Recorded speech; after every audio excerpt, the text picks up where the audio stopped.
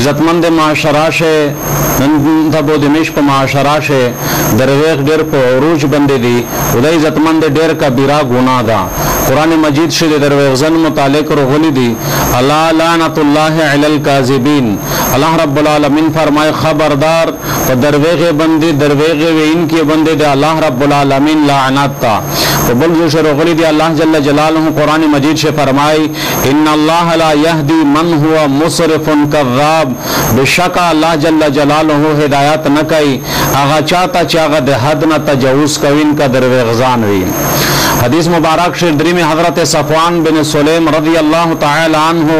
دای وی چې الله رسولنا پښتنا اوشلا ایکون المؤمن جبانا اے دے اللہ رسول مومن بزدلا کے دایشی فقال نعم اللہ رسول ته فرمایي چې اے مومن بزدلا کے دایشی فقیل له ایکون المؤمن بخیلا اے دے اللہ رسول مومن بخیل کے دایشی بخیل مومن کے دایشی فقال نعم اللہ رسول ته فرمایي چې مومن بخیل کېدای شي فقیل له ایکون المؤمن کذابا اے دے اللہ رسول مومن دروغزان کېدای شي فقال لا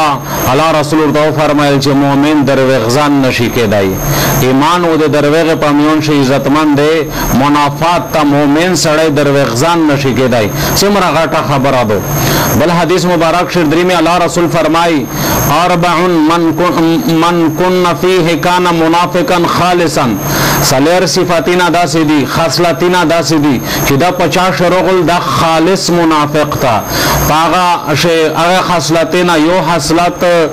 کا 50 موجود شی بے نفاق تے غ خاصلاتینا دیو خاصلات پدش موجود دا جسے پر دا خاصلات پریشا نہیں جسے پر دا عادت تے زون نہ درے کڑا نہیں اغا سلیر عادتینا خاصلاتینا صفاتینا چې انسان خالص منافق ور سره جوړي یا غتشای دی الله رسول فرمایي چې کله د څنګه امانت کښېړ ده پاشه خیانت کوي دوام چې کله دای خبره کوي به دروي خبره کوي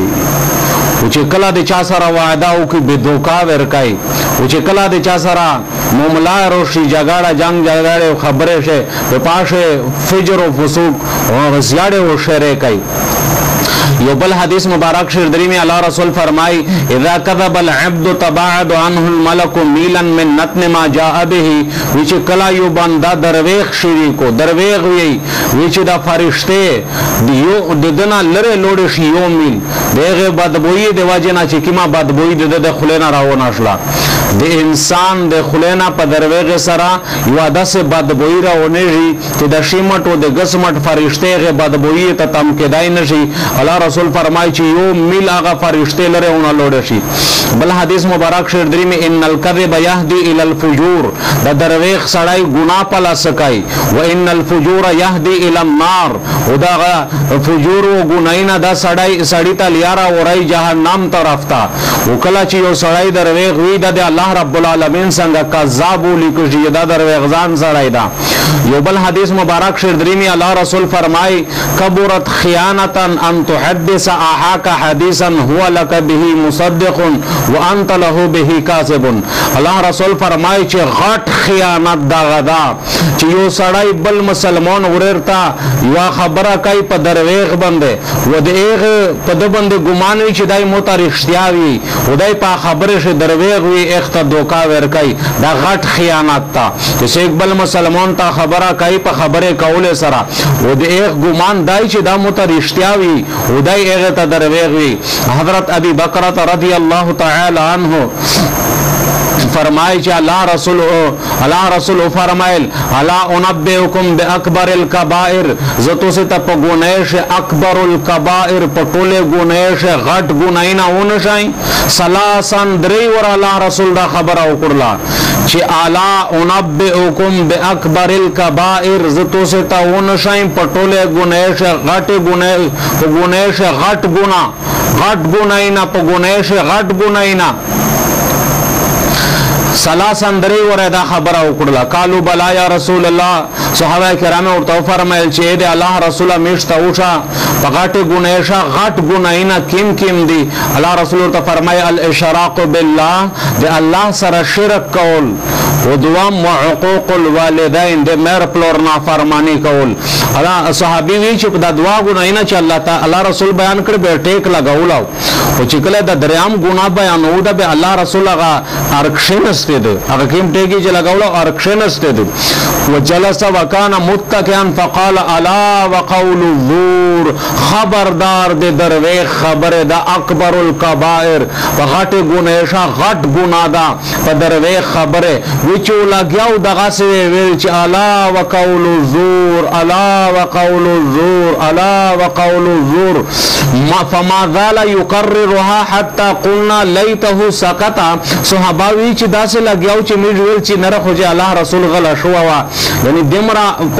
په اهتمام سره الله رسول دا خبره بیان کړی دو چې درویش ویل درویش خبره کول د په ګناشه غټ ګنا ده نن په معاشره کې څنګه دا ګنا نه غاڼي. یو بل حدیث مبارک شیر دریمی ویل للذین یحدثون بالحدیث لیزهق به القوم فیقذب ویل له هلاکت او بربودی د خسړی لرا چې کوم سړی درویش خبره کوي د پورا چې قوم خلق متو خوندي د خلق د خندو د پورا درویش کوي درویش خبره کوي. الله رسول فرمایي چې هلاکت ته دلرا هلاکت ته دلرا هلاکت ته دلرا. عزتمند سمره کبیره ګناه ده ونن په معاشره کې عزتمند سمره عام ده درویش سے ګناه نه غاڼي چې دا دمره غټ ګناه ده. عزتمند درویش نه مشتو سے عادت جوړ کی چې دغه درویش نه مشتو سے ځون خلاص کی او د رښتیا خبره عادت جوړ کی. کوم سړی چې درویش وی حضرت عبد الله ابن مسعود رضی الله تعالی عنہ یو حدیث مبارک شیر دریمی کوم سړی درویش وی چې په ډېر باندې تیر داغ ولاږي چې بیا درویش وی ته بانو بس بل داغ ولاږي بل داغ اخر شه زړه تک تیر شو د الله څنګه د خسړی نوم کذاب ولي کوي چې دا کذاب او درویش زینا ده. یو بل حدیث مبارک شیر دریمی الله رسول فرمای چې یو سړی د خیر خبره وکي د ته ډیره معاملې لیدا شي چې خوغه د الله څنګه دمره مقام چې الله پیغه سره دنا روزي شي او د قیامت را سونه روزي شي. یا الله رسول فرمای چې یو سړی بد خبره وکي درویش خبره وکي برایي خبره وکي د ته ډیره معاملې لیدا شي چې ډیره معاملې خبره ده خوغه سره اسمنول رب دمره ونه ناراض وي چې د قیامت را سونه ناراض وي. یعنی عزتمند په معاشره شه اکثر د جنگ جګړه د بدګمونی او دغه درویش د وجه نه دي دا غلط فهمي درویش د وجه نه سمره عزتمند په معاشره شه په کومه شه تکلیفینه جوړ شل په کېره شه سیر ير بالدا دغه درویش خبره د وجه نه چې تحقیق نه او په درویش باندې خبره عزتمند مشتو سنیاتو کې الله جل جلاله د مشتو سے صادقین پټیلی شه شمیر کې د درویش عادت پرېښ ډول چې مشتو سے د نن نه بعد درویش نه وي. الله پاک ته مشتا تو سے تا پیرا امت مسلمات په دې باندې عمل کول توفیق اور نصیب کی واخر دعوانا الحمدلله رب العالمین.